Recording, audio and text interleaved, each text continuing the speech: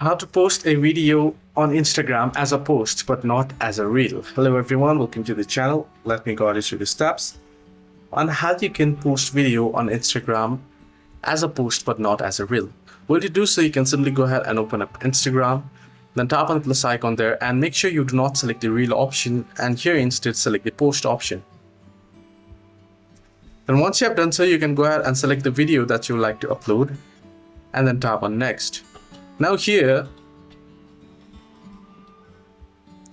you can see that it is automatically here uploaded. Here tap on next, and now here you can see it is being added as a reel here, right? Now what you need to do is, once you post it, if it goes over to the reel section, then here the glitch here is you want to first go ahead and delete the post. So you can head into reels and you want to delete it, right? Once you delete it, you want to go into your hamburger icon here and head into your activity and head into recently deleted, and from here you want to restore it back again, and now it will be posted as a post. It'll be recovered as a post but not as a reel. Hope this video helped. Do like and subscribe as well.